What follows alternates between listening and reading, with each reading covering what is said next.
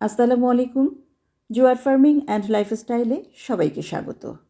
নিশ্চয়ই মহান আল্লাহ তাআলা সর্বোত্তম সাহায্যকারী বন্ধু। পোলট্রি সেক্টরে একটা বড় সমস্যা, মুরগি, হাঁস, টার্কি, তিতির যাই বলি না কেন, এই সব কিছুর পা ফুলে যাওয়া। আমি মুরগির কথায় আসি।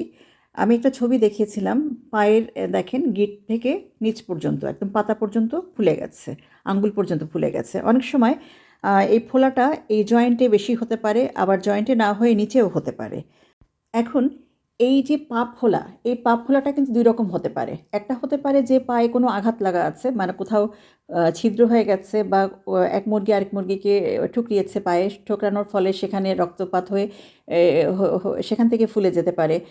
আবার হতে পারে যে মুরগি কোথাও না কোথাও বসে ধারালো কোনো কিছুর উপরে বসে সেখান থেকে কেটে গেছে। তো এইটা একটা সেক্টর যে ফুলে যাওয়ার কারণ হতে পারে। ওই যে মানে কেটে যাচ্ছে বা ফুটা হয়ে যাচ্ছে, ছিদ্র হয়ে যাচ্ছে পায়ে কোথাও না কোথাও, সেইখান থেকে ব্যাকটেরিয়া প্রবেশ করতে পারে। ব্যাকটেরিয়া প্রবেশ করে মুরগির পা ফুলে যেতে পারে।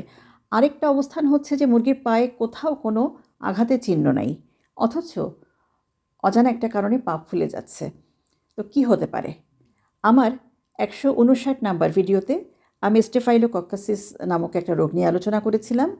আপনারা একটু দেখে নেবেন, ভিজিট করবেন। সেখানে কিন্তু আছে যে মুরগি যদি আঘাতপ্রাপ্ত হয়, সেই ক্ষেত্রে স্টেফাইলোকক্কাস নামক এক ধরনের ব্যাকটেরিয়া প্রবেশ করতে পারে পায়ে, এবং আ সেখান থেকে স্টেফাইলোকক্কাসিস হতে পারে এবং পা ফুলে যেতে পারে। কিন্তু আঘাত ছাড়াও কিন্তু স্টেফাইলোকক্কাসিস হতে পারে। এখন আপনি যদি দেখেন যে আপনার মুরগির কোনো কাটাছেঁড়া নাই পায়ে, একদম ফ্রেশ, কিন্তু অজানা কারণে হঠাৎ করেই ফুলে উঠছে। তো সেই ক্ষেত্রে কি করবেন? এখন যদি ব্যাকটেরিয়াল সংক্রমণ হয় তাহলে অবশ্যই আমরা অ্যান্টিবায়োটিক দিয়ে এটার চিকিৎসা করব। অ্যান্টিবায়োটিক প্রয়োগের ক্ষেত্রে অবশ্যই একজন ভেটেরিনিয়ানের পরামর্শ নেবেন।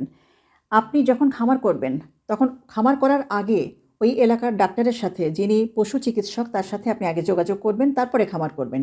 এটাই হচ্ছে নিয়ম।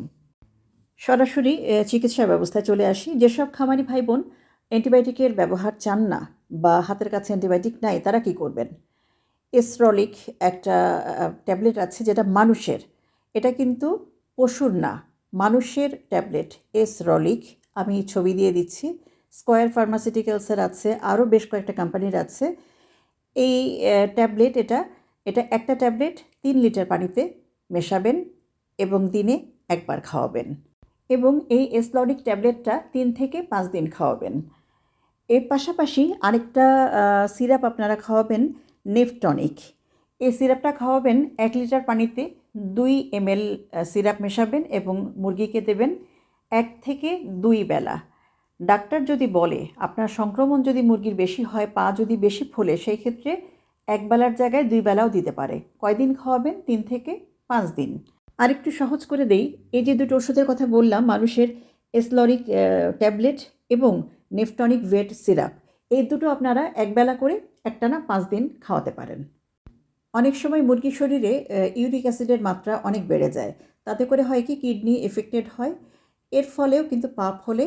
আবার মূত্রথলিতে যদি কোনো রকম ইনফেকশন বা কোনো কিছু দেখা দেয়, এর মূত্রথলির সমস্যার কারণে কিন্তু পা ফুলতে পারে। এই যে দুটো ওষুধের কথা বলা হলো, এসলরিক এবং নেফটনিক সিরাপ, এই দুটো ওষুধই কিন্তু কিডনি এবং মূত্রথলির যে কোনো সমস্যা সমাধানে ভালো কাজ করে।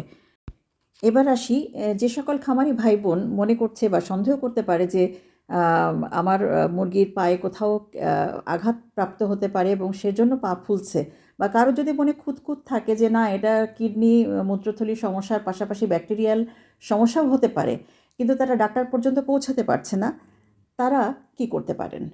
তারা একটা অ্যান্টিবায়োটিক দিতে পারেন। আমরা জানি যে ব্যাকটেরিয়াল যে কোনো সংক্রমণে অবশ্যই অ্যান্টিবায়োটিক দিয়ে চিকিৎসা করতে হয়। এখন কি অ্যান্টিবায়োটিক দিতে পারেন?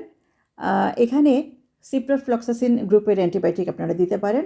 ১ লিটার পানিতে ১ ml মেশাবেন, ২ বেলা খাওয়াবেন, ৫ থেকে ৭ দিন। ৫ দিন খাওয়ালেই হয়ে যাবে। আরেকটা দিতে পারেন, যদি আপনারা সিপ্রোফ্লক্সাসিন গ্রুপের অ্যান্টিবায়োটিক না পান, সেই ক্ষেত্রে এন্ড্রোফ্লক্সাসিন গ্রুপের অ্যান্টিবায়োটিক দিতে পারেন। সেটাও 1:1, অর্থাৎ ১ লিটার পানিতে ১ ml মেশাবেন, দিনে ২ বার দেবেন, একটানা ৫ দিন দেবেন। এখন পা ফোলার ক্ষেত্রে যদি অ্যান্টিবায়োটিক দেন তারপরেও কিন্তু ওই এসলরিক এবং নেফটনিক এই দুটো ওষুধই কিন্তু দিতে হবে, অর্থাৎ তিনটা ওষুধই একসাথে দেবেন। অ্যান্টিবায়োটিক দেবেন, এসলরিক ট্যাবলেট দেবেন, আবার নেফটনিক সিরাপও দেবেন। আশা করি সবাইকে বোঝাতে পারছি। সবাই আমাদের জন্য দোয়া করবেন। আল্লাহর রহমতে সবাই ভালো থাকবেন। আসসালামু আলাইকুম ওয়া রাহমাতুল্লাহ।